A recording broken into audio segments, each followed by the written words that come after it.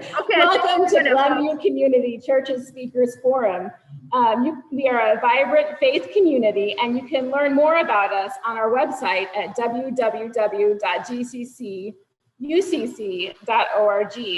We welcome those attending in person and at home on Zoom. This is our first hybrid program, so we thank you already for the patience you have shown us and ask for your patience as we continue. For those here in our sanctuary, please hold your questions until we have question time. And for those on Zoom, please make sure you are muted and enter your questions in the chat. We will get to as many questions as we can and take turns between those on Zoom and those in person. I am Pastor Elizabeth, and I would like to thank our Speakers Forum team for putting this together. Now I'd like to introduce Peter Grant, who will tell us more about what we're going to hear tonight. Thank you. Do I stand in the same spot? Yeah. Hi. Mike Zanillo, our speaker tonight, is state coordinator for Illinois for the Citizens Climate Lobby. Mike is a retired information technology executive from prior positions at McDonald's Corporation and Motorola. Mike was also the chief information officer, which is coming in very handy tonight with our technology, for Rexnord and WMS Gaming. Mike's education includes a degree in economics from the University of Chicago and graduate training from Northern Illinois University and Loyola University. Now, I'm going to read the rest of this because it's very interesting. Climate change has been called not the biggest challenge of our time, but the biggest challenge of all time. The topic of climate change can be confusing to many. Often, there's uncertainty of what climate change actually is, what its effects are, and what can be done about it. Tonight, we're going to be discussing how will climate change affect Illinois and the Midwest. What climate change exists? Solutions exist. What actions can ordinary citizens take to ensure a stable climate in the future? Now, a little bit about the Citizens Climate Lobby. The Citizens Climate Lobby is a nonprofit, nonpartisan, grassroots advocacy organization focused on national policies to address climate change. Many lawmakers, economists, and scientists agree there's a policy that is the best first step to fighting climate change. The policy has growing bipartisan support among Democrats and Republicans. The benefits of this policy are viewed as a nonpartisan, market-based, no regulation approach, very effective in reducing greenhouse gas emissions by up to 50%, friendly to the economy because it grows 2.8 million jobs and 1.3 trillion in gross domestic product potential. And it's fair by not placing a burden of those who are least able to afford it. So obviously, if any part of this is reality, we're very interested in hearing about it, and Mike is going to be expanding upon it. So with that, Lauren, am I going to introduce you? Sure. We're going to hear from Lauren Barnschmidt on some upcoming programs, or at least one upcoming program that's going to be very interesting for both you and for the development of Glenview Community Church. Here's Lauren Barnschmidt. Oops, there we go. I'm going to stand close. And I think when you come up too, Mike, I think standing close will help our folks who are on Zoom. I'm just letting you know. Hi, friends. Nice to see all of you. I am Lauren Bauerschmidt, and I want to tell you about the Speakers Forum that is next month. It's going to be on the 11th of November, and that is about our WISE group. We've talked a bit about it, but it's about mental health. And it's a program that we're going to be going through to educate the congregation of what that means. I'm sorry, Karen, you wrote this lovely thing, and I'm like just ad-libbing here. I should stick to what I'm supposed to do. So next month is going to be the Speakers Forum. We're going to have Reverend Kirk Moore from St. Paul UCC in Downers Grove to talk about the WISE concept and what it means for our church to go through these steps. And then we're going to have Jim Liggett, who's a licensed clinical psychologist, speak on mental health issues during a pandemic, focusing on ways to help ourselves and others, as well as how members of GCC can walk with others in the congregation. So I look forward to seeing all of you there. And now I'll turn it over to you, Mike. Welcome. Thanks for being here. Well, thank you all, and good evening, and I'm glad to be here. As we kind of covered, this is a hybrid thing, and I will just say by way of a little bit of my background, I used to do these in person on a highly regular basis, 4 or 5 a week for a number of years. During the summer, I did them on a virtual basis, and this is my first hybrid. So I almost wish that my bio didn't include any reference to technology, because I'm not really sure, but I just want to do a quick test just to make sure things work. And I just want to be able to page. Okay, step back, yep. But I just want to make sure we can do a slide change. But they're not changing on the Zoom, are they? Okay, just give me 1 second.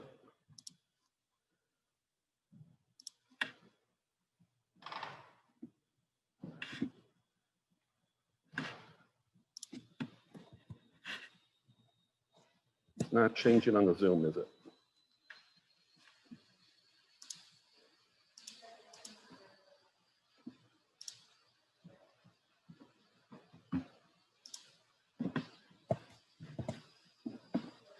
Oh, is it changing? Oh, okay. Okay, sorry about that. So this is my first hybrid, but I think we maybe have it all, and I'll just step back for the folks on the Zoom call. So again, thank you for coming tonight. I know with everything going on in the world, it's difficult to find time for other than a lot of other things that capture our attention these days with elections and pandemics and a lot of social unrest. So thank you for taking interest in climate, and thank you for coming here today. So just by way of kickoff, and I'm gonna, do the folks in the room have a paper copy of this? Okay. So I know this screen may not be real readable, because people on Zoom may actually be the best position for it.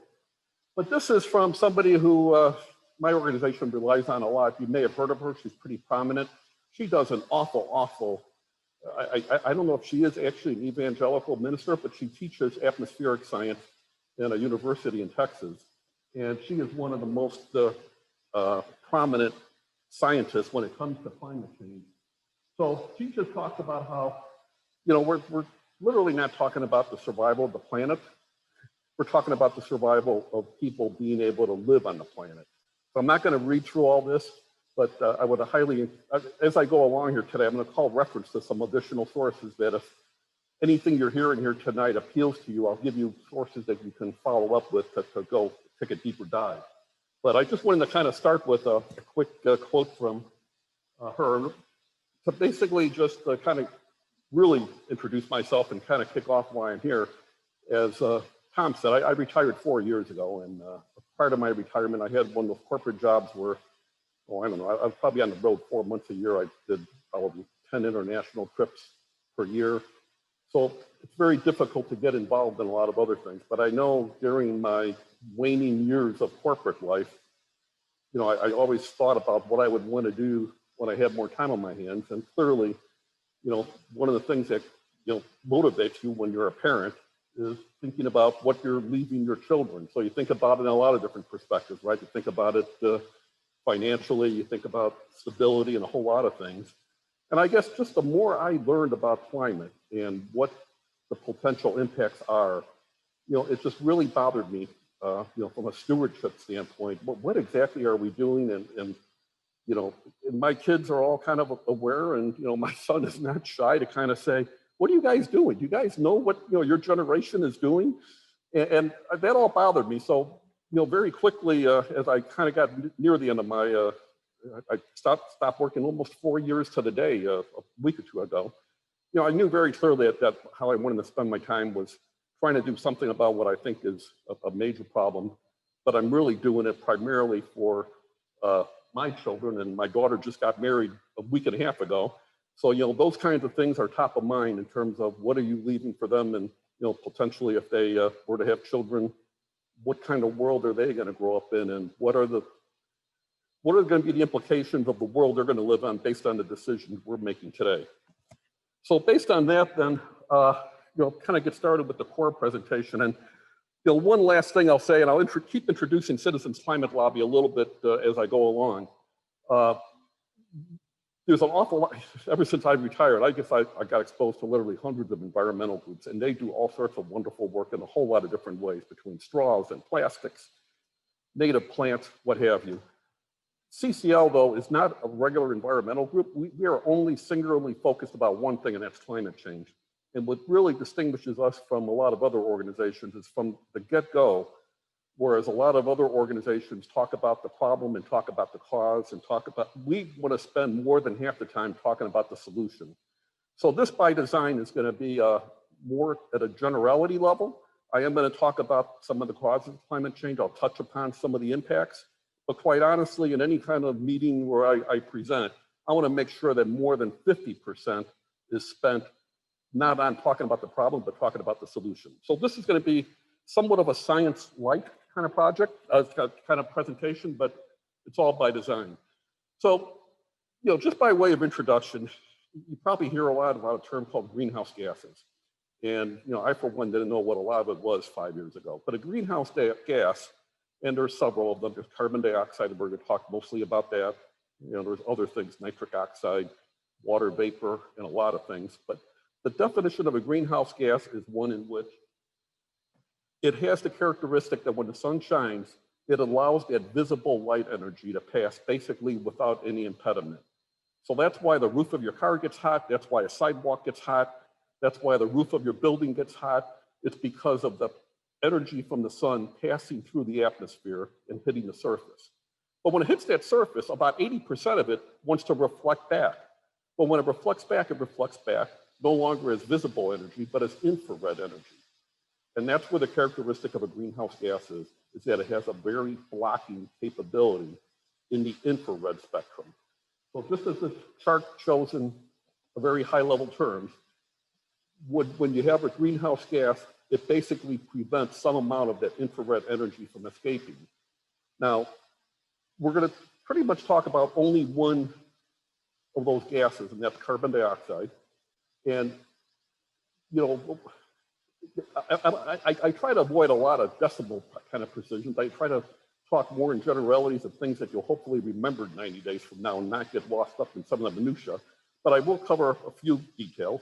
So carbon dioxide is naturally present in the atmosphere in a ridiculously small amount, not even 1%, 4/100ths of 1%. So in the naturally occurring atmosphere, you'd only have carbon dioxide, the Earth is basically 20% oxygen, 40-some% nitrogen. It only has 4/100ths of 1% of carbon dioxide. But that little crazy amount actually provides 60 degrees of warming. If we didn't have that 4/100ths of 1% of carbon dioxide, the Earth generally would be 60 degrees cooler on average. Huge portions of the Earth would be uninhabitable all year round. So that's the naturally occurring, that it's a good thing that we have some amount of it in the air. What we're now going to be talking about on the next few slides is that how the actions of man, and primarily what we'll talk about one action, we're now at a point where scientists, a lot of folks still talk in terms of it potentially being a debate. I know this is a topic that actually gets a lot of airtime nowadays in presidential debates, and that's a good thing. But from a scientific standpoint, as to whether the human causation is having the impacts that we're attributing to it, you can see on this chart, when you poll people that have credentials, when you poll people that have accredited degrees in meteorology, atmospheric science, chemistry, for a number of years now, you've been in that 97+% of people not believing it. These are scientists that are convinced. Based on doing their scientific analysis, they're convinced that what we're now experiencing is in fact a direct causation of human activity that's now impacting the atmosphere and climate. So there's an awful lot of causes of greenhouse gases, and if you follow the subject, I'm sure you hear about it in many different ways, right? You know, some people talk about cows, some people talk about airplanes and all that kind of stuff. And, you know, I don't want to take anything away from anybody that calls attention to it or brings it up. But at the end of the day, I'm a very simple person. So, you know, the elephant in the room is that despite everything that's on this chart between industrial agriculture and landfills and forest burning, 80% of the problem is caused by the burning of fossil fuels. So a real simple thing I'll ask you to remember is that 80% of greenhouse gas emissions comes from the burning of oil, coal, and gas. So it's wonderful that people call attention and take, you know, my kids, my daughter now is a pescatarian, right? She feels bad about eating meat. Well, she started this 2 weeks ago. We'll see how long she stays on this. And it's good. I mean, I don't want to, you know, I'm not trying to deride anybody, but at the end of the day, to me, if you can't deal with the elephant in the room, which is 80% of the problem, no matter what actions we take in these other things, we're probably going to be disappointed with where things wind up. So the rest of this presentation is going to talk about that elephant in the room, the 80% of the problem, the burning of coal, oil, and gas. So on this chart, which I know is totally unintelligible for everybody in the room, unless you can read your paper real closely, but the yellow ziggy line kind of reflects the level of carbon dioxide that exists in the air for the last 400,000 years. So for the period of time that humans walk the earth, you can see there is a natural variation. It goes up and down, and there's an understanding as to why it does it, and it kind of coincides with when we had ice ages and didn't. But at the end of the day, during those 400,000 years, the average level was 280 parts per million. And then if you look at that last 50, 60 years, basically from the dawn of the Industrial Revolution, where the line starts turning red and the line starts going straight up, that reflects the current level of carbon dioxide that has now gone way outside the range that has ever previously existed while humans walked the earth. So the last measurement in July, or this was in May, of 417 parts per million. So that is what we're dealing with, and that is that 43% increase that we're talking about beyond the naturally occurring level of carbon dioxide in the atmosphere. This chart, again, I realize and I apologize for being somewhat of an eye chart, but the pastel colors represent the yearly release of emissions from either coal, oil, and gas. So coal is in the yellow, gas is in the green, and oil is in the blue. And you can see year after year, we're putting more and more in. But what this chart doesn't do justice to is the fact that this just shows yearly emission levels. But yet the greenhouse gases that we put into the air, and again, I'm going to kind of have to gloss over a lot of complicated science of what actually happens in carbon cycles and what have you. But broadly speaking, the best thinking today is that those gases, when emitted, will stay in the air anywhere from 500 to 1,000 years. And last August, there was actually a publication in a scientific journal that says that the better thinking may be that it may last 5,000 to 6,000 years. So you have a double whammy. You have not just increasing emissions more every year than the year before, but what this chart doesn't show is the buildup of all the prior year's emissions and how that all has now contributed to that 43% increase. The red line then that goes zigzag is a plot over those same period of time, and this, I should have introduced the scale. This basically starts around, I think it's 1880, 1900, right at the start of the 20th century. But the red line represents the plot of global average temperature. And you can see as we've been putting more and more into the air, we now are having what we would have been expected and what a scientific principle would have led us to expect is the fact that because of that blocking effect of greenhouse gases, we now are seeing a steady rise in global average temperatures. So just in terms of, we used to call it global warming, and it gets confusing because now people are calling it climate change. And that's just because global warming doesn't do the subject justice. So, a better definition of climate change is what's represented on this chart here. And these are the kinds of things that, a lot of folks would say they can already kind of see in their lifetime. It's a steady increase of average global temperatures, which we showed in the prior plot, more intense storms and more extreme weather events. And this has the simple effect that, with the air being warmer, there's more energy in the air. with the air being warmer, it has the capability of drying things out. Just as you use a hair dryer when you get out of the shower, you use a hair dryer because the warm air of the dryer has the ability to take and hold more water. But inevitably, when a cold front comes through, it wrings all that water out of the air, which is why you can have what seems like a contradiction. You can have major droughts and major rain events. It seems like you should be only having one or the other, but that's a direct characteristic of warmer air. That, it largely is sucking a lot of the humidity out of the oceans, but when that warmer air is over land, that is why we have more drought conditions. And certainly I know a lot of people in the Chicago area experienced a very dry August that was, unnaturally dry. So that's why, all these things that, are in the chart really kind of summarize what's a better description of what we're talking about here by way of climate change. If you are saying, depending on where you are in the spectrum of buying into what the scientists are telling us, this chart to me kind of, for those that think, oh, well, maybe it's a little anomaly and there's always been a speed bump and things always ebb and flow. Well, the fact that the 20 warmest years that have ever been recorded, just coincidentally have happened in the last 22 years, tells me that we're into something that's not just a speed bump, not just an anomaly, not just, business as usual. It's something odd. And I know from what I've been reading, 2020 is already on track to being perhaps the hottest year ever. So, 90 days from now, I'll be updating this chart. So, in almost all my slides, because sometimes I have different audiences that want to have more of a conversation and maybe a little bit more skeptical. So in almost all my slides, I have an attribution. And rather than talk about this in great depth, I would encourage anybody to go to the NOAA site, the National Ocean and Atmospheric Administration. They have an absolute wealth of data that's shown, like on this chart. They have a plot for every year for the last 10 years of what have been the major billion-dollar events that have been weather related. This year, especially in the last 90 days, right? Turning on hearing about historic fires in Colorado, on top of the historic fires in California, on top of going into the Greek alphabet with our hurricanes. It's all kind of top of mind, but I would really encourage you just to go to the NOAA site because they really have and they're not like overly scientific. They're plotted in very understandable ways, but they have a lot of plots like this, very visual, very easy to absorb. And I would like you to, certainly believe that it's a credible source. This then is another slide from that, from NOAA. Basically shows for the last, I don't know how many years this is plotting, but you can see this is the cumulative effect of major billion-dollar disasters on a yearly basis. So it starts in January and ends in December, and each of the plots is a different year.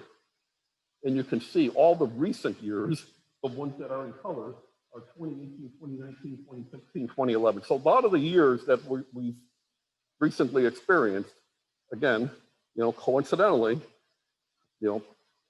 happen to be at the top of the scale in terms of yielding the things that have now been the biggest weather events that we've ever experienced.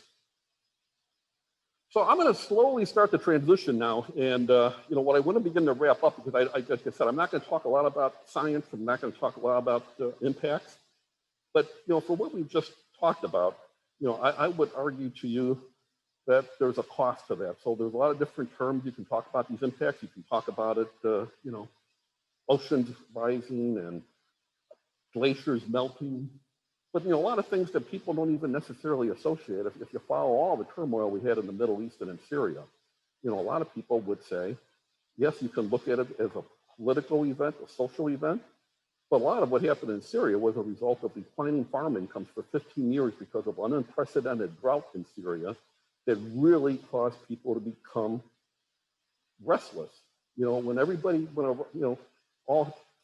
rising tide raises all boats, the inverse is true, that when things are going down is when people start to challenge the status quo, start to challenge political systems. So what ultimately turned out to be a major refugee challenge in Syria is really, a lot of folks would say, is directly attributable to climate change. Same thing at our southern border. The biggest population of folks were coming from Guatemala.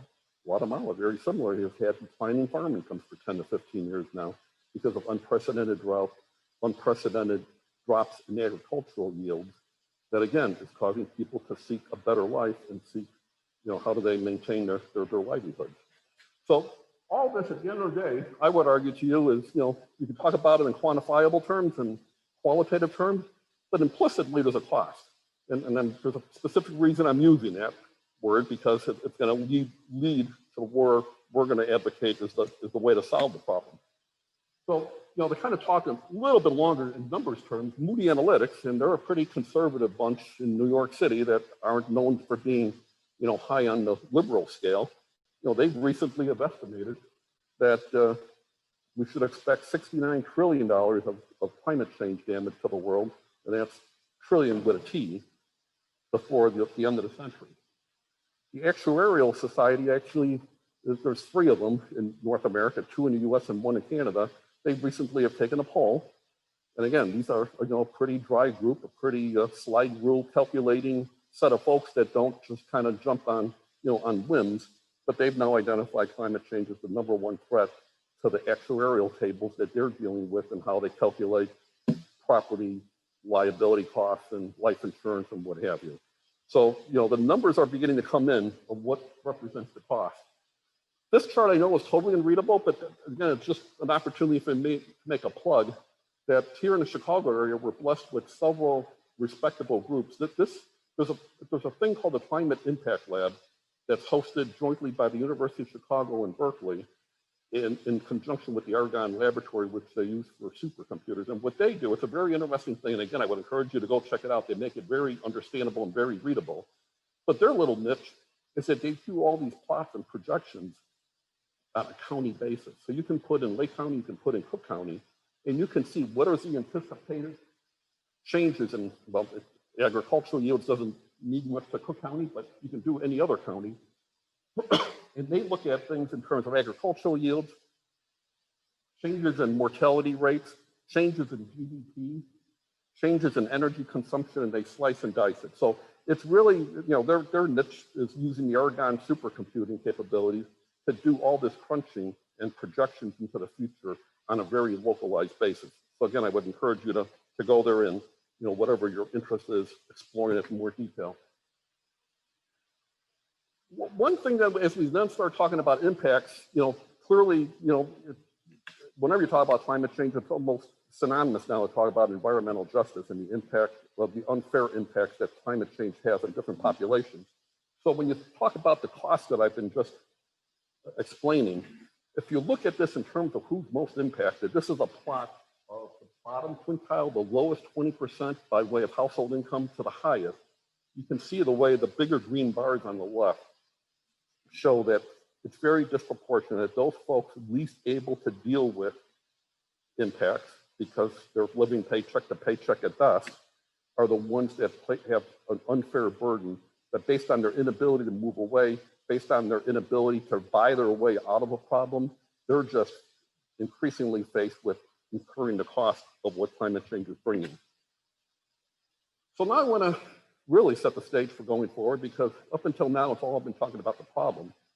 But I want to begin to talk about what the solution needs to look like, at least in scientific terms. So this is a plot that this is perhaps, some would say, the most important chart of the deck. But if you look at the chart with the 3 colored lines, this is the blue line is a projection of what, if we did nothing different with greenhouse gas emissions, where would we anticipate the increased warming to take us? And you can see with no action, the projections were about the year 2100, basically 80 years from now, we would incur 8.1 degrees of warming. And we're already at 2.7 into that. So that one chart, I should have called this out earlier when I showed the way that squiggly red line, that the amount of warming we've already experienced is about 2.7 to 2.9. The projection is that we would continue down that path to a point of 8.1 average global temperature increase by the year 2100. The red line then is associated with the Paris Climate Agreement. Everybody knows about the Paris Climate Agreement, and but very few people know more than a superficial amount. If every country signed up for that except one that's prominently exiting the agreement, but if everybody who signed up for it did everything that they said they would do, what's very much a surprise to many folks, is that we would still experience 6.3 degrees warming. No one who signed that deal was expecting that to be the end all. That was all viewed as the first step, is how do we as a community of nations begin to measure ourselves? How do we hold each other accountable? How do we begin to put our training wheels on of being able to hold each other accountable as we reduce greenhouse gases? But nobody thought that that was going to be the be all and end all. It was just a way to get the mechanics working of an agreement, but more would need to be done. The green line then kind of represents what used to be the best thought by climate scientists, by the, if you follow this, it's called the IPCC, the International Intergovernmental Panel on Climate Change, which has got pretty much all the countries that are part of the UN. They've got 6,200 scientists that work jointly together. They've always advocated for trying to achieve the green line. They thought it was really, really prudent for us to try to limit the warming to 3.6 degrees Fahrenheit. And keep in mind, we're already 2.7 of the way into that because of we don't know what we don't know.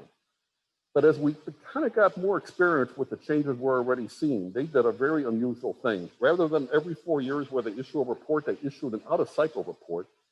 And that's what really represented with the red star, is they now no longer think, not that we were on a good path to getting to 3.6, but they now no longer think it's prudent to rely on that. They're now saying that we really need to limit the warming to 2.7 and figure out a way of basically not warming much more than where we are now. And if we go beyond it, to figure out a way of decarbonizing to get back. So when you look at, and this is where the math comes in. Because if you know the amount of warming that a greenhouse gas has, if you know how much emissions that we're having, we know 80%, where 80% of it comes from the burning of coal, oil, and gas, it becomes a simple math problem. And that's where they hit the 12 years. That if we really want to get to that point of realizing no more than 2.7 degrees of warming, we have 12 years to cut our emissions in half. And basically, by 2050, get to carbon neutrality where we're not adding any more to the earth. So, the reason I paused that, because, the rest of the discussion is going to be about solutions. But, to me, I always like, I never played much in sports when I was in school, but I always wanted to be associated with a winning team. So to me, while there's a lot of things you can do for climate and the environment, this is really what it's going to take to win the game. So for the rest of the presentation, we're going to talk about policies and use as a litmus test, do they get to this level of cutting that the scientists say we need to get to? So with all that in mind, you're now at a point where, you saw what the slide said, we need to cut our current level of emissions in half in the next 12 years and basically get to zero emissions by the year 2050. That's an awful, awful lot of change. And that's an awful, awful lot of changes to the way we make things, the way we move transportation or what have you. So, if you then, talk about all the actions that it takes to do that, I always get peppered by questions about people asking about, well, what can I as an individual do? And, there's all sorts of wonderful things you can do. You can do the obvious things, LED light bulbs, buy an electric car if you have the financial means to do that, all those kinds of things. But it's estimated that if everybody within their sphere of personal accountability did everything they could, you would only solve 10% of the problem. So much of the emissions are baked into industrial processes and things outside of your ability to control, that unless you take a policy-based approach, you really won't move the needle much more than 10% on the kind of reductions that we need to realize. So that's where on this chart, if you then start talking about the amount of change that's needed, there's really just three ways of doing it that I can think of. One is regulations, and we're talking about a boatload of regulations. We hear about individual things like the Clean Air Act and the CAFE standards for cars. Man, that's just, the tip of the iceberg. You would need so many regulations because there's so many sources of emissions to how we build buildings and the pouring of concrete and so many other things that, my eye would gloss over about the kind of regulations we would have. And my big gripe against regulations, because I know for many environmental groups it's very near and dear to their heart, I'm just more of a pragmatist. Every time you try to write a rule, what happens? A lobbyist group springs up.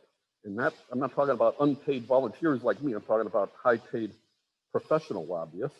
And then they try and do loopholes to kind of skirt around and make sure their industry isn't impacted by the regulation. And then whoever still is covered then takes you to court, and it plays out in court for 6, 7, 8, 10 years.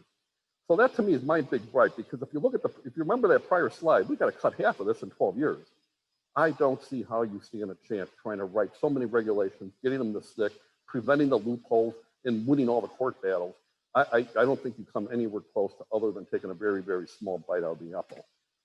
So if you don't do that, then the two things that policymakers would tell you that there's two prevailing ways of doing it. One is a cap and trade, and that's had some limited success, but also some limited failures in the past.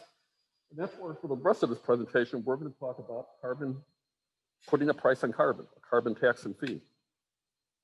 So what Citizens Climate Lobby has stood for now for 14 years is we've advocated that the easiest way, the simplest way, but the fastest way, most straightforward way, is to make the thing you want to go away more and more expensive.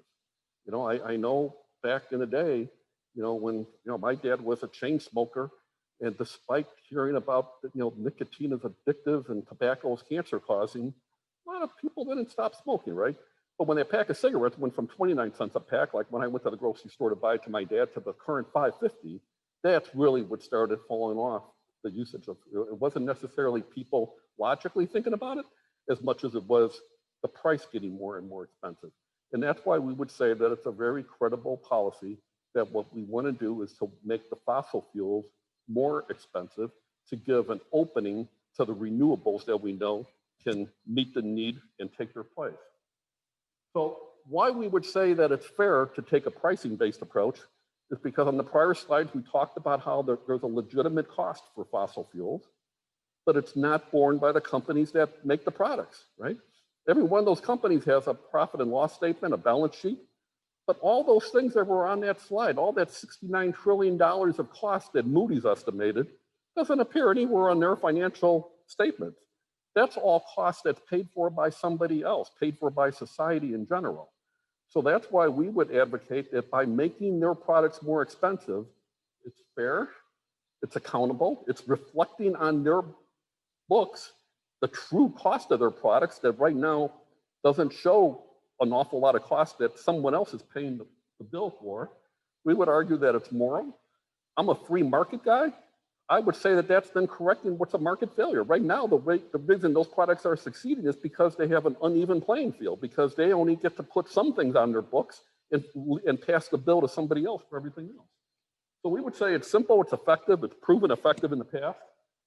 And and how it works then is by making it more expensive. You don't need any regulations. Everybody is inherently driven to be somewhat greedy and find the lowest cost option that they have. And certainly companies are motivated that way. That's where by making the one thing more expensive, it drives millions of actions by consumers and companies to eventually wean themselves off of those things that we know are causing damage to the environment. It provides a clear pricing signal, it encourages conservation, and it doesn't pick winners or losers. We're simply penalizing, I wouldn't even say we're penalizing, we're simply making more accurate the prices of fossil fuel products and letting the market decide how do we replace it with winners and losers going forward. So what we have always stood for as an organization, we've called it Carbon Fee and Dividend policy. It actually got introduced in Congress a little over 2 years ago, and it got reintroduced in the current Congress. And when it got introduced, it got labeled the Energy Innovation and Carbon Dividend Act. So it's a bill now that we'll talk about a little bit more. It's in Congress. Obviously, the Congress we have now is going away in a couple of months, and there'll be a new one starting in January, and we would expect it to be reintroduced in January. So what it basically does is it charges a fee when you take any one of the fossil fuels out of the ground. So if you take oil, coal, or gas out of the ground, you start with a calculation of how much emissions is that product going to cause, and you start with a tax of $15 per ton of emissions, and every year that fee goes up by $10. So it starts by putting a fee, and it gets placed on the products when they come out of the ground. Doesn't cause for any new bureaucracy. People are already measuring it. That stuff is already taxed with different taxes. It's simply putting an additional fee on something that doesn't there's no way to escape it. You know, if you look at the EPA and with that whole thing with the ethylene oxide that we had down in whatever suburb there was in southern suburbs where it was cancer causing, it was all because you got to figure out a way of measuring it and setting up monitors in the neighborhood. You don't need any of that stuff. If I simply put the fee when the product comes on the ground, I know that I'm reflecting in that product the cost of the emissions that are going to result downstream.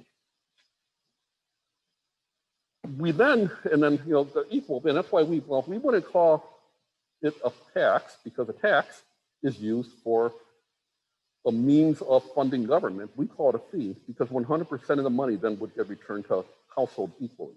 So that's why we would distinguish a fee from a tax, because the collection of that money then simply cycles back, gets put into a trust fund, and then gets distributed to Americans equally. So this is, I'll just go through these next few slides that explains it in a little bit more depth. Places a fee on coal, oil, and gas. It starts low, only $15 a ton, and there's a lot of other proposals that are much higher. We do not want to cause undue disruption to the economy, but we want to send a very clear price signal. That's why it goes up every year. The net revenue that's collected is put into a trust fund. It's barred by statute for any other use by government other than to be returned back to American households. Not going to get into it, but I'll just simply say we certainly are aware that, you know, I've worked for Motorola and 70% of our revenue came outside the US. So making a long story short, I'll simply say that there's what's called a border carbon adjustment. It's a way that you don't penalize or incentivize people that are importers and exporters. So if you're importing something, they then pay at the time it comes across the border. If you're exporting, they actually get a refund because we don't want to hurt American companies that are relying on export revenue.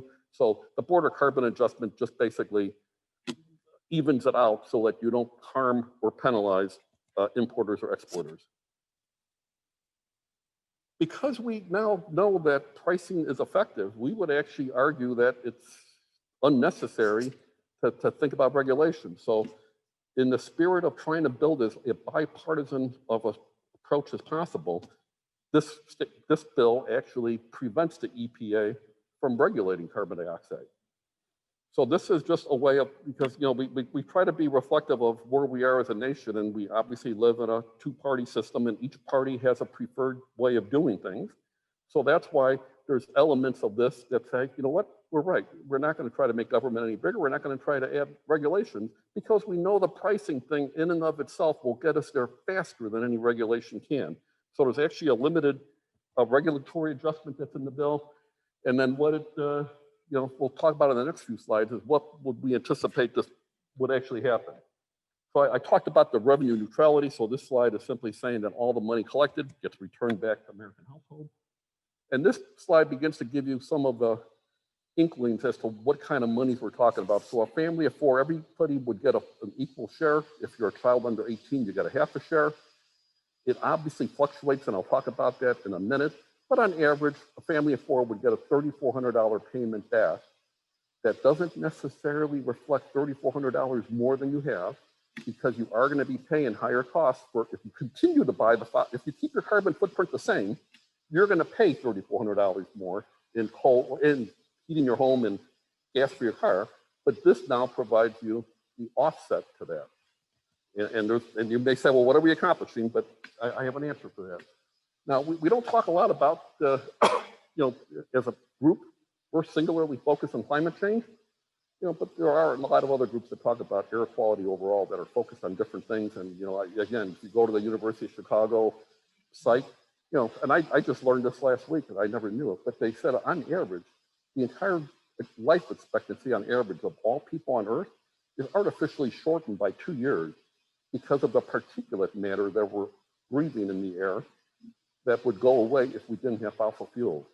But, you know, you think about the 7 billion people on the Earth, they said on average, all 7 billion people live 2 years less than they normally would, purely attributed to the particulate damage of asthma and all the other things that it does with cardiovascular system, that even though our air looks clean, and it certainly doesn't look like it did when I was growing up, it still has a lot of hidden things in it. And that's still, so by following the policy that we're advocating, you would actually save 114,000 lives per year because of improved air quality. But because we are a climate change group, the thing that we focus on is, does it get us to where we were talking about. So if you remember earlier, I talked about the goal is cutting 50% in 12 years. Granted, we're a little bit short and come up 40% in 12 years, but that's a pretty big bite out of the apple. And to talk more about the money, as I said, the fee goes up by $10 per ton per year. So the amount of money that gets raised by the government does increase every year to the point of hitting $560 billion 20 years from now. But you can also see the way the family of four is getting that back. So that kind of gives you a sensitivity. So now, what, you know, there's a lot of reasons I think this makes sense. You know, if you follow the yellow jacket thing or the yellow vest thing that was in France, where they put a carbon tax to try to reduce other taxes, and it resulted in all sorts of social uprising and protests or whatever. You know, we would think that by recycling the money back, for one, you help the economy, you don't hurt the economy by taking money out. By people tangibly seeing the benefits of the policy through the distribution of a monthly check, you buy in their public buy-in, because they're actually seeing the benefits of the policy and prevent the policy from being repealed when we have another election. So we think there's an awful lot of benefits to that recycling of the money. From a social justice and environmental justice, this chart may be hard to read, but you know, as I talked about earlier, the effects of climate change are unduly skewed towards those folks that are least able to pay it. But the results of returning the dividend equally to people has the effect of, because folks lower on the income scale, and this again is a chart that's broken out by quintiles. So the lowest 20% of folks actually would get $400 more per year, because when you're living on that bottom quintile, you probably don't have a very large carbon footprint, but yet you're getting an equal share of the carbon dividend. Whereas if you're on the other scale, on the far right-hand side, you probably have an outsized carbon footprint, and whatever money you're getting that by way of a carbon dividend isn't offsetting the prices you're paying because of your carbon footprint. The chart on the right is the same thing expressed in percentage terms instead of dollar terms.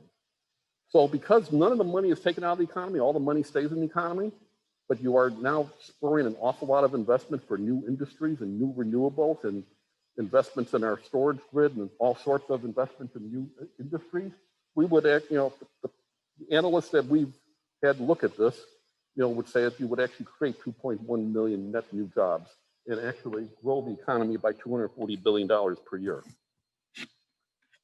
So because of, I'm going to begin to wrap up in the next 10 minutes. And, several of the ways I'm going to do it is to emphasize, if you listen to some of the things we talked about in the slide about the need for an awful lot of action in the next 12 years, the need to really get to a whole different way of operating by the year 2050, we, for one, would think we do not have the luxury of changing course every 4 years when we have an election. So that's where we place an awful lot of emphasis on whatever we do, let's do it in a bipartisan way, because we're going to have, we eminently believe it's doable. We're a bunch of optimists. We think it's doable, but boy, we better take a straight line between now and 2050 and not do a zigzag line that changes every 4 years we have an election. So that's where we would think it's better to compromise on some of your principles for what you think is the perfect way of doing it, just in the interest of getting enough buy-in that we don't have to be worried about changing course whenever we have another election. So where we are today, like I said, the bill got introduced. Our bill has more sponsors than any carbon bill has had in the past. So we currently are sitting with 82 sponsors, 5 of them from Illinois. It was the first major climate bill introduced in over 10 years. It's got a number of supporting, there's, I think, 600 organizations. Some of them include some, acknowledged conservative groups like Trout Unlimited, National Wildlife Foundation, Silicon Leadership Group, Republican. We've got 100 municipality endorsements, including the city of Chicago and Oak Park, and I think Highland Park. So we've gotten an awful lot of buy-in at various levels. For what this policy is then, my degree's in economics, so I always kind of place a lot of credence in what they say. 34 Nobel laureates have come out in support of the policy. And, the one statistic I like to rely on is the 15 former chairs of the President's Council of Economic Advisors have supported it. And they're almost evenly split between Democrats and Republicans. 8 are Republicans, 7 are Democrats. So like that just goes to show you some of what I think is, you know, an important attribute of it, of being bipartisan in nature. 2 former Treasury secretaries, that both of which were Republicans, but also, you know, 3,400 economists, and that number has gone up by several hundred since I produced the slide. So just in terms of final wrapping up then, you know, I talked about the fee goes up every year. So this is a chart of where you go between now and 2050. The green dots show that how there's a steadily escalating fee that gets placed on the coal, oil, and gas. But the red dot then kind of shows, and the projections are that we would realize a 95% reduction of the emissions from fossil fuels. So you can hold me accountable and say, Mike, that's not 100%, but boy, that's a nice big bite out of the apple with one piece of legislation. If you don't, you know, believe us, and we obviously, you know, have had people look at this, unsolicitedly, the Columbia University of their environmental program, that they have a whole public policy segment to the university, took a look at our policies for the course of 6 months and recently came out with a series of studies that basically validated. You know, we said 40%, they said 36 to 38%, but it basically validated within round-off error that, you know, for the way this policy would be effective in reducing emissions, as well as the positive aspects that would have on the economy in terms of job growth and GDP growth. Now, this is another slide that, just like I said, we were the first bill that got introduced in over 10 years. But boy, right after us, we opened the floodgates. So this slide is probably 6 months old, and there are now, I think, in Congress, 15, 20 plus bills. They're all, many of them have the principle that we have. But what this chart shows is the different things that they would want to do with the money. And that, to me, is key to this. Because, you know, some of them would offset payroll taxes, some of them would invest in infrastructure, some of them would go into the general fund, some of them would give it to the VA. All sorts of good causes, all sorts of things deserve more money. But at the end of the day, we think that there's beauty in returning all of the fee back to Americans just to keep buy-in. Because my fear is, as we go down this path, I want to take the American public with me. I don't want folks, you know, and I'm going to talk in transparency here. The price of gas is going to go up every year, right? It's going to go up by 10 cents, at least 10 cents a gallon. You know, what happens 10 years down the road? You know, if people think that that money that they're paying is going somewhere else, that there's a good chance that there's going to be, you know, lack of support for the policy. But if they know that every dollar that they're paying is coming back to Americans equally, I think you tend to have a piece of legislation that's repeal-proof. So you now might ask, well, okay, Mike, I sort of get this. You want to make fossil fuels more expensive, but what are we going to do in the meantime? I mean, what do we replace all that stuff with? And some of that is on this slide here. That if you look at, you know, there's a solar plant in California. It's called the Ivanpah plant. They have one plant that has the ability to provide all the energy for 140,000 homes. You know, this is the kind of thing that when, you know, when you're on the investment side of things, you're deciding whether to build the thing or not. Right now, you got to compete with oil, coal, and gas, each of which are heavily subsidized by the government already today, which you would say it's not a level playing field. But when they then know that their fossil competitors are going to be faced with an ever-increasing price, you're going to open up the barn doors for projects like this, because it's going to become a compelling business proposition to build things that don't have to incur that fee. So things like solar plants here in Libertyville, you know, we built 2 recent schools, and they have solar panels throughout the rooftops that generate 80% of the power that the schools need. They built a high school and a junior high.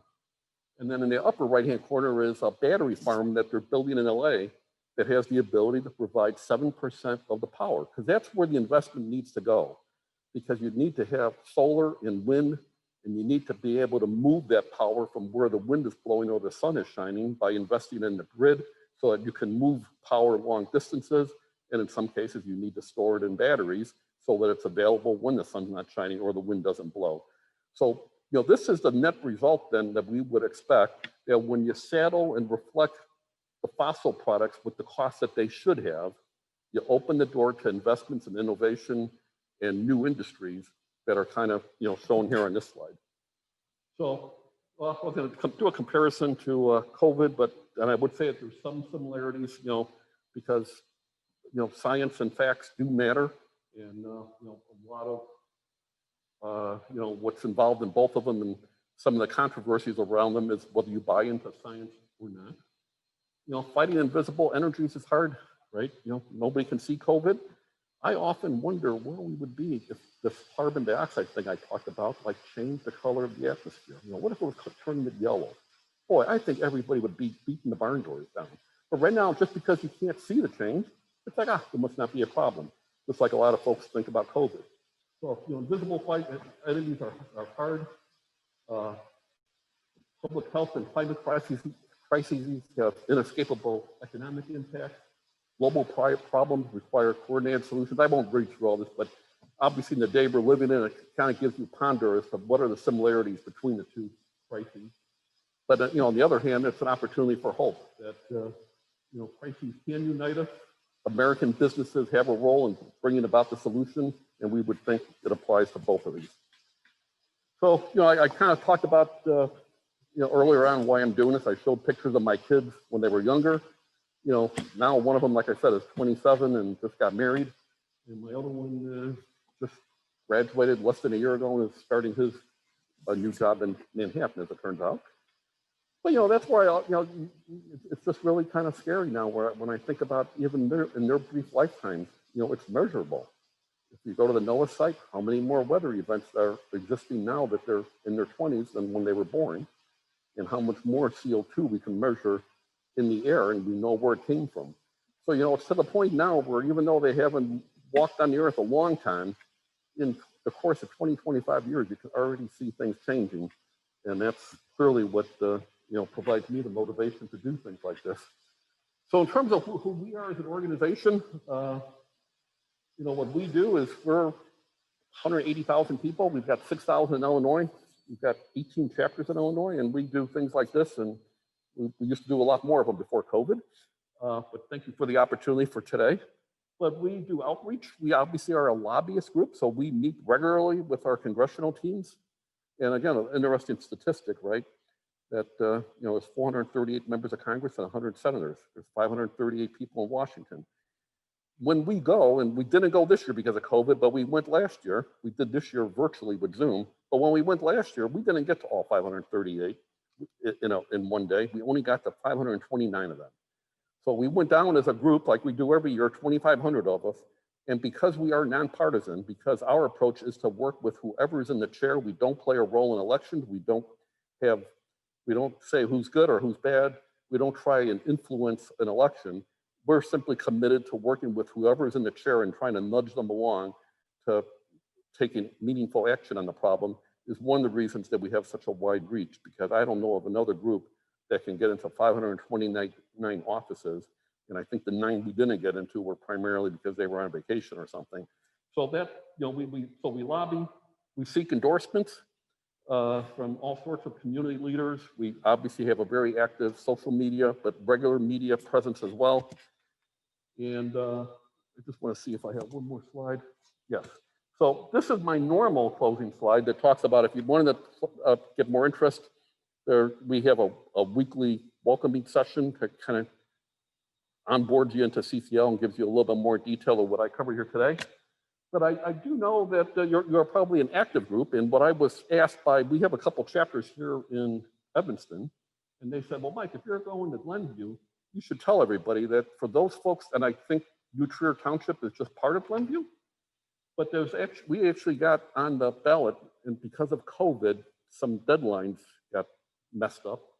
But in the April ballot, you're going to actually be able to, it's an advisory, so it's not like anything gets enacted, but you can actually cast a vote in April about whether U.S. Congress should pass legislation. So it's a way for you to send a direct message to our elected leaders, and that will be on the ballot for those folks in Glenview that happen to live in New Trier Township. So at that point, I think I'm ready to turn things over to questions. I don't know if anybody's on Zoom has a question, how we're going to handle that, but.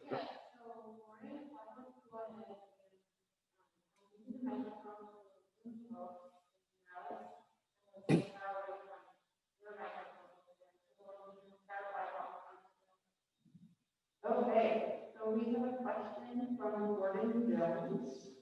How much change is driven by the natural cycle of Earth since there has been climate change even before humans arrived and driven by us as No, that's a very good question because there's a couple things that happen.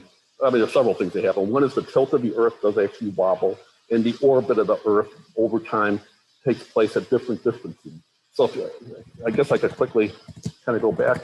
That basically is what's causing this rippling in the lines that you see back on a very early slide that I think I'm going to get to in a second here. So right here, one more. So that's basically what the yellow line zigging is. So it basically has, that's the effect of the naturally occurring. And but I will tell you, because we know what's causing it, right? It's the tilt of the Earth, and we know how that is and how that changes in the orbit. For the last 30 years, both of those cycles, the tilt as well as the distance based on the orbit, should have been resulting in a cooling effect.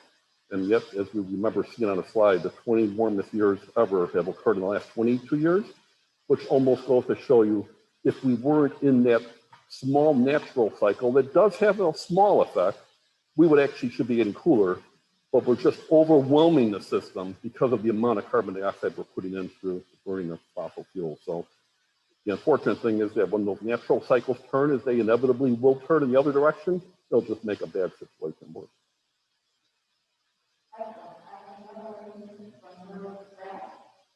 He's asking, can you fly Illinois to require that all facilities provide 100% renewable electricity and gas? Well, I'll say a couple things on that. So we as a group, I talked about earlier about individual actions only affecting 10% of the problem, and obviously, what we're dealing with is a global problem. So that's where we as a group focus almost all of our energy at a federal level, because we think that's really the way you need to deal with the problem in a bigger chunk rather than smaller chunks. So we tend not to play a role at a state level, but I will also tell you that, there's obviously a lot of active efforts from Sierra Club and other groups that are playing in this thing you may see in the news a lot called the Clean Energy Jobs Act that's replacing or enhancing the Future Energy Jobs Act. So those kinds of policies do in fact have a role of dictating the percentage of energy that's produced by various means. And they're all based on a renewable portfolio standard.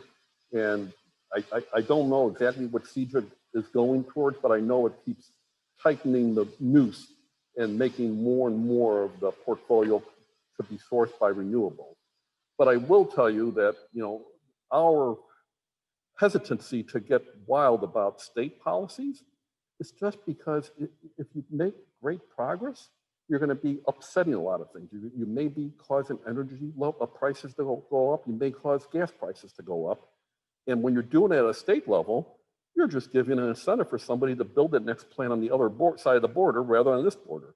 So that's where we think the problem is very difficult to be dealt with at a state level, because it's hard to keep everything within the state. It's easy for a company when they're building an expansion to say, oh, well, it's great that Illinois is doing this with clean energy, but I can get a 20% cheaper electric rate if I build in Indiana or Wisconsin. Yeah, the air may not be as clean, but I know I'll get a 20% better deal. So that's where, that's where we have an aversion with trying to deal with this at a state level, because we just don't think you can keep all the horses in the barn. Things are going to just spill over, and you may drive a lot of disruption because it's easy to move over a state line. And even with the flow of goods, there's no way, there's no customs, there's no export import when you're talking about bringing things in or out of the state.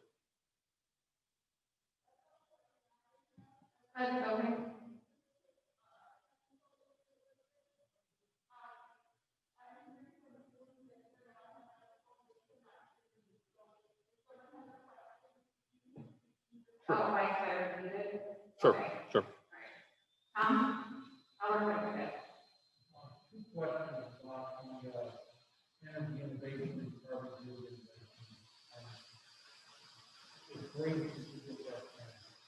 First question is, you would have a prediction for when that's going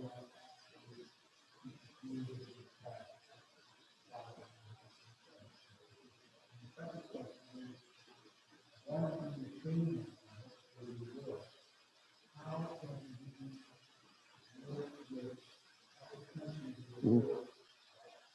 Mhm. Mhm. Yeah. Well, I mean, I don't know how to answer the first question. If you tell me what's going to happen, so the question was, what's the prediction of when the legislation will actually get passed?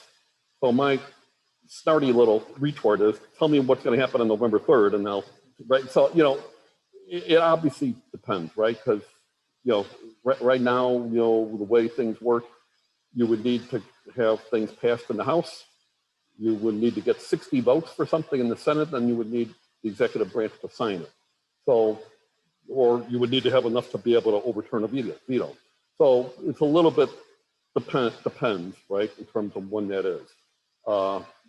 You know, we are currently preparing for a lot of different scenarios, quite honestly, because there are a lot of different scenarios that are possible. In the scenario in which, and we're not advocates, right? We don't care who wins, quite honestly, right? But in the scenario where the Democrats do take control, let's just say, of the Senate, the House, and this, you know, one of our fears would actually be that you go forward with a thing other than a bipartisan approach, because quite honestly, maybe a lot of people would feel good for a number of years, but then you're just back to different executive orders 4 years from now, and you're kind of going 2 steps forward, 1 step back, or maybe 1 step forward, 2 steps back. So that's where we would say, regardless of the outcome, we think it's just inherently beneficial and important that we get bipartisan support. So that's where, you know, we do all we can, and, you know, I'll actually be out in this neck of the woods next week or the week after, speaking to the Chamber of Commerce. So that's where we think it's important to keep trying to drum up bipartisan support. And hopefully, you know, you won't need to worry about the election if you can just get enough support. And things really are changing on the Republican side. It's very interesting. If you take a poll of climate concerns among Republicans and Democrats under the age of 40, it's almost indistinguishable. I mean, so there really is a sea change happening in public concern and public polling. That's really, you know, I think the younger kids are seeing things in very consistent terms, and that's where we would have hope that we will be able to address this bipartisan. The second question was, oh, other countries. So that's a good question. So the question is, how could we influence other countries to do the same? Well, I'll say a couple things. For one, I talked about the Paris Climate Accord, and 188 countries have signed it. 88 of them, when they signed it, back whatever that was, 5-6 years ago, actually specifically called out carbon pricing as the means by which they were going to achieve their goals. So there's an awful lot of wheels already turning. There's already similar kinds of policies in effect in several countries. China is actually implementing it in several provinces. Canada has it now as the default to their provinces. But one of the things that's really interesting, you know, I kind of glossed over what I called the border carbon adjustment, but it really does have an insidious little benefit, because what I said was we level the playing field based on stuff going in or out of the border. So what that has is, let's just say that, you know, we continue to import a lot of stuff from, let's say, India, China. When those products hit the border, those fees get established on those products at the time they're being imported. And the money gets collected, and where does the money go? It gets distributed, as I said, equally to all Americans, right? Well, it's not going to take long for other countries to say, Jake, wait a minute. If I can put that similar kind of policy on my side, it then can get imported into the US without any additional fees, and they could distribute that money to their citizens. So we actually think that there's an insidious self-fulfilling loop, that the more countries that put this on, it incentivizes other countries to do it, because their citizens are going to say, hey, why are we subsidizing Americans and helping them get a bigger dividend check? So that's you know, so I would say a lot of countries are already planning on it. 88 of them were planning on it 5 years ago, but even the more that adopt it is going to incentivize others to do the same. Yes. Yeah, I have a question. Speaking of bipartisan support, it seems to me the solution in front of us is nuclear energy, that's what I mean. Except it's political mentality, but other than that, what's on? Well, you know, as a group, we do not, you know, because, you know, we mean what we say. We don't pick winners or losers. We simply say we should level the playing field and make fossil fuels pay their fair share. But you're right, by them doing that, then does create an inherent incentive for nuclear because they wouldn't have to pay that fee, right? They would have more of a level playing field. So we as an organization, I am here representing the organization, do not have a horse on the track as it relates to nuclear. But I will tell you that, I probably attended scores of seminars and things at our local universities. And I will tell you that I attended an Oregon session on nuclear as a potential solution to climate change. And they said what the kinds of cycles that it takes, 15 to 20 years or more to go through all the regulatory hoops from the initial request to actually breaking ground and turning on. Well, I mean, they would say bureaucratically it'd be hard to execute in sufficient scale to really, it could be part of it, it could be, but to be relying on it, they said you just couldn't build enough in the kind of time frame that's needed.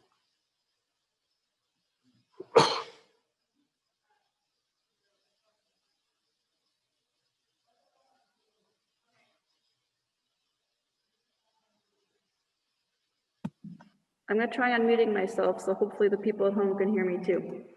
This is a question from Marvin Lutz. Elephant in the room, he says, pun intended. Did I correctly see one GOP sponsor of your legislation, and he was from Florida? You kind of touched this a little bit, but is there any discernible movement on this issue among current GOP officials, understanding there is among those who formerly served? Understanding there is some movement among those who formerly were GOP officials. Well, yeah, I'll just say that when the bill actually got introduced 2 years ago in November, right before we had the 2018 midterms. And the bill was essentially the same one that is introduced now. And when it was introduced, it got introduced by 8 initial sponsors, 4 Republicans, 4 Democrats. And we were just highly encouraged just how that looked and felt and just kind of got things off on the right foot. And then, of course, we had the election. And, there even was, we were actually instrumental in creating a thing called the Climate Solutions Caucus in Congress that I'll tell you a little bit of a funny story. We were advocating that we needed to create a safe zone in Congress, and we came up with this concept of a Climate Solutions Caucus where people could join like a Noah's Ark. You had to bring somebody from the other side of the aisle. And we came up with this concept, and for 6 years, we couldn't get anybody to join. Literally, 6 years, nobody to join. Right after I joined CCL, coincidentally, in February of 2017, we got the first 2. And then we got another 2. After the election of right before the election of 2018, that Climate Solutions Caucus was well over 96 members. 48 Republicans, 48 Democrats, they got together on a regular basis and talked about the issue on safe terms behind closed doors, talking about acknowledging that there's a problem. And I talked about our bill when it was initially introduced was, 4 and 4. Well, then we had that midterm, right? And I would just say that just based on the continued hardening, the polarization, we were surprised because when we first introduced it and got 50-50, when it got reintroduced the second time, as this gentleman said, we had 1 Republican, and to this day, we only have 1 Republican, and that Republican has announced his desire to not run again. So while we do have more sponsors than ever, 82, we admittedly only have 1 of those being a Republican. So, I would just say that that's testimony to the hardening and the increased polarization that we're all realizing, because the bill didn't change. The bill was the same bill it had when it came on the first time. It had 50-50 sponsorship, and yet just based on that midterm, and I think some of the strategies that were set of how to play the next 2 years leading up to presidential, we were a little bit blindsided by the fact that we couldn't even keep what we had. So, I don't know what the answer to that is, but I would say it just speaks to polarization and how we increasingly, as a society, just can't bridge some things. I will say, to the benefit though, that I talked about the Climate Solutions Caucus that we had in the House.